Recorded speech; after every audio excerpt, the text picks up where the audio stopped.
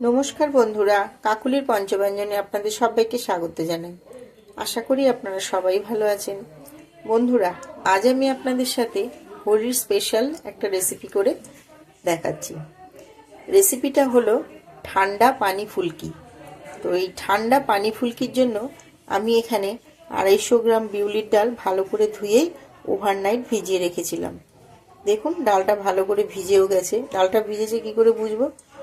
দেখুন, ডালটা একদম এই যে আলাদা হয়ে যাচ্ছে, তার মানে ডালটা ভালো করে ভিজে গেছে। এবার আমি ডালটা জল ঝরিয়ে নিয়ে ভালো করে মিক্সিতে পেস্ট করে নেব। আর এই পানি ফুলকিটার জন্য আমি একটা চাটনি বানিয়ে নেব। তার জন্য আমি মিক্সিং জারের মধ্যে দিয়ে দিলাম 1 মুঠো ধনেপাতা,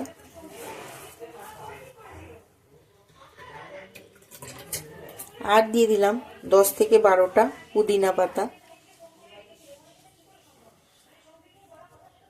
আর দিয়ে দিলাম 2টো কাঁচা লঙ্কা, 2 কোয়া রসুন, আর 2 টুকরো আদা, আর দিয়ে দিলাম সামান্য গোটা জিরে। আপনারা চাইলে এখানে রসুনটা নাও দিতে পারেন, আমি রসুনটা দিয়েছি। রসুনটা দিলে চাটনিটা খেতে ভালো হয়। এবার আমি আর দিয়ে দিলাম 1 চামচ নুন। এবার আমি সমস্ত কিছু ভালো করে পেস্ট করে নেব। বন্ধুরা, চিনিটা দেওয়া হয়নি, আমি এখানে 1 চামচ চিনি দিয়ে দিলাম, আর দিয়ে দিলাম লেবু,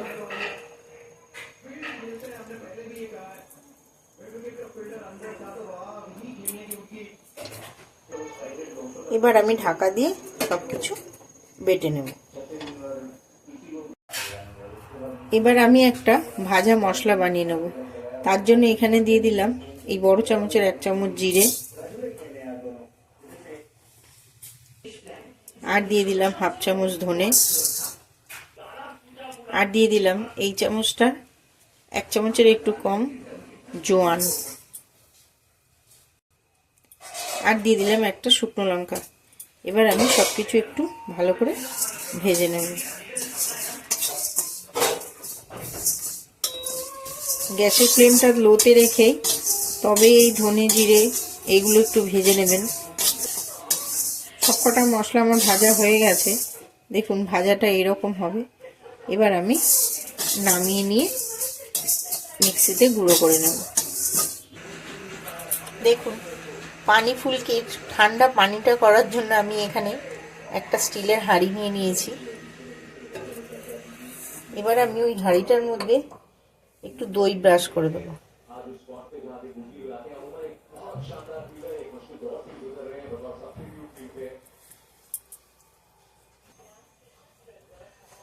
টক দইটা আমার ব্রাশ করা হয়ে গেছে। এবার আমি যে চাটনিটা করে রেখেছিলাম দিয়ে দিলাম সেই চাটনিটা। মিক্সিং জারটার মধ্যেই আমি 1 গ্লাস জল দিয়ে দিলাম। এবার দিয়ে দিলাম 1 গ্লাস ঠান্ডা জল। এবার দিয়ে দিলাম তেঁতুলের পাল্প। এবার দিয়ে দিলাম 1 চামচের একটু কম চাট মশলা। যতটা চাট মশলা দিয়েছিলাম ততটাই দিয়ে দিলাম আমচুর পাউডার, দিয়ে দিলাম বিট নুন। এবার দিয়ে দিলাম যে ভাজা মশলাটা করে রেখেছিলাম সেই ভাজা মশলাটা। এবার আমি সবকিছু ভালো করে মিশিয়ে নেব। এবার দিয়ে দেবো পেঁয়াজ কুচি। আমি এখানে ছোট সাইজের একটা পেঁয়াজ কুচো করে রেখেছিলাম, দিয়ে দিলাম পেঁয়াজ কুচোটা, আর দিয়ে দিলাম অল্প সামান্য ধনেপাতা কুচি, দিয়ে আমি আরো একটু ভালো করে নেড়ে দেব।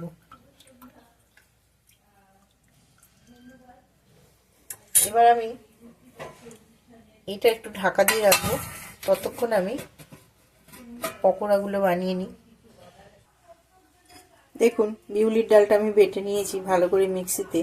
এবার আমি এর মধ্যে দিয়ে দেবো অল্প সামান্য বেকিং সোডা। এবার দিয়ে দিলাম 1 চামচ নুন, দিয়ে দিলাম অল্প সামান্য হলুদ গুঁড়ো, এবার দিয়ে দিলাম লঙ্কার গুঁড়ো 1/2 চামচ, এবার দিয়ে দিলাম যে ভাজা মশলাটা করেছিলাম সেই ভাজা মশলাটা, আর দিয়ে দিলাম সামান্য জোয়ান। এবার আমি সবকিছু ভালো করে মিশিয়ে নেব। বন্ধুরা, আমি এখানে বিউলির ডাল ব্যবহার করেছি, আপনারা চাইলে ছোলার ডাল, মটর ডাল, মুগ ডাল দিয়েও এটা করতে পারেন, এমনকি বেসন দিয়েও করা যায়। ভালো করে মিশিয়ে নেব।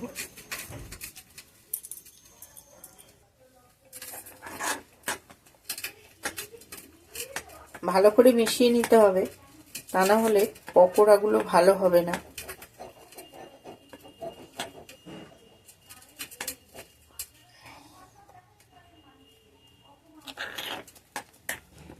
ভালো করে আমি মিশিয়ে নিয়েছি। গ্যাসটা অন করে কড়াইটা বসিয়ে দিয়েছি। কড়াই আমি তেল দিয়ে দিলাম, রিফাইন তেল। তেলটা গরম হয়ে গেছে, এবার আমি পকোড়াগুলো ভেজে নেব।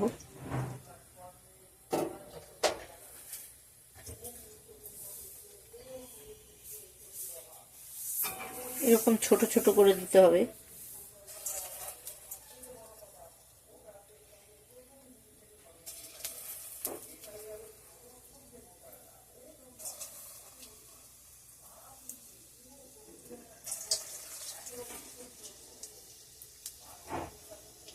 ঠিক যেরকম বড়ি দেওয়া হয় বন্ধুরা, সেইভাবেই ছোট ছোট করে দিতে হবে।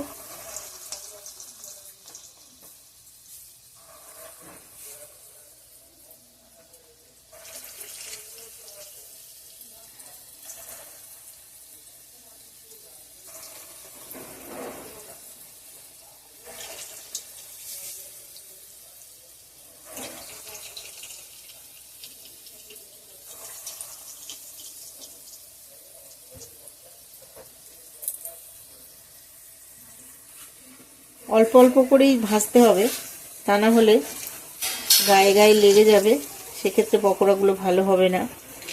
আর গ্যাসের ফ্লেমটা কমিয়ে দিয়ে আস্তে আস্তে করে ভাজতে হবে।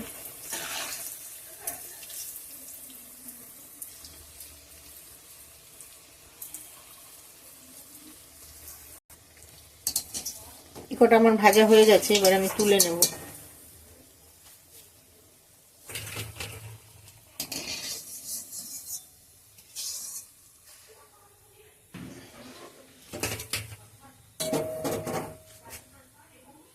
আবার কয়েকটা দিয়ে দিচ্ছি।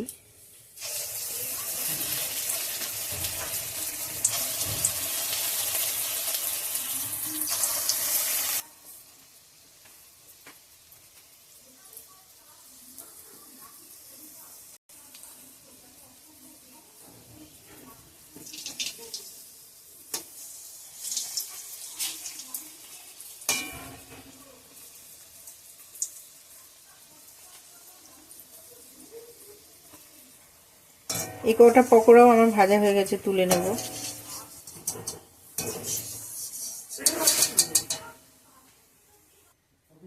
সব কটা পকোড়া আমি ভেজে নিয়েছি, আমি আপনাদের দেখাই ভেতরটা এবার কিরকম হয়েছে।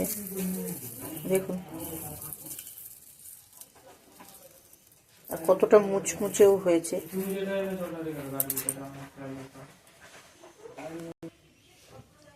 ঢাকনাটা খুলে গরম পকোড়াগুলোই আমি জলের মধ্যে দিয়ে দেবো।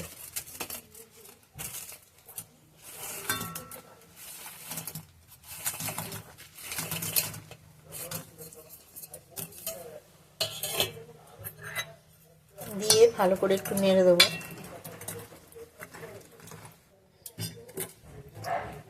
এবার আমি আবার এর উপরে দিয়ে দিলাম বিট নুন, দিয়ে দিলাম আর একবার সামান্য আমচুর পাউডার, দিয়ে দিলাম আরও একটু চাট মশলা, দিয়ে দিলাম লঙ্কার গুঁড়ো, আর দিয়ে দিলাম ধনেপাতা কুচি। আমি আরও আধ ঘন্টার জন্য ঢাকা দিয়ে দিলাম। আধ ঘন্টা হয়ে গেছে, এবার আমি ঢাকনাটা খুলে দেখছি।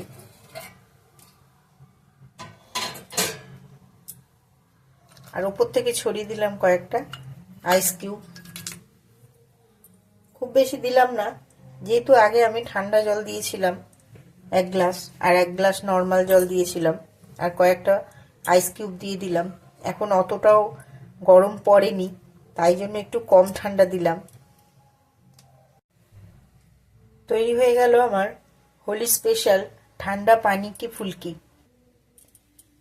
হোলি স্পেশাল বলে যে হোলিতেই শুধু বানিয়ে খাওয়া যাবে তার কোনো মানে নেই বন্ধুরা। প্রচণ্ড গরমের সময় আপনার বাড়িতে এটা ট্রাই করে দেখতেই পারেন, খুব সুন্দর হয় খেতে। আর গরমে তো আমরা বিভিন্ন রকমের ঠান্ডা খেয়েই থাকি, এইরকম একটা ঠান্ডা রেসিপি আপনারা বাড়িতে ট্রাই করবেন। আর আমার এই হোলি স্পেশাল পানিকে ফুলকির রেসিপির ভিডিওটা আপনাদের যদি ভালো লেগে থাকে তো প্লিজ আমার চ্যানেলটা সাবস্ক্রাইব করবেন, লাইক কমেন্ট শেয়ার করতে ভুলবেন না।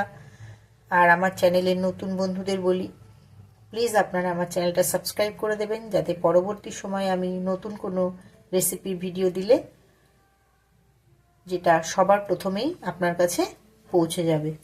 অনেক অনেক ধন্যবাদ।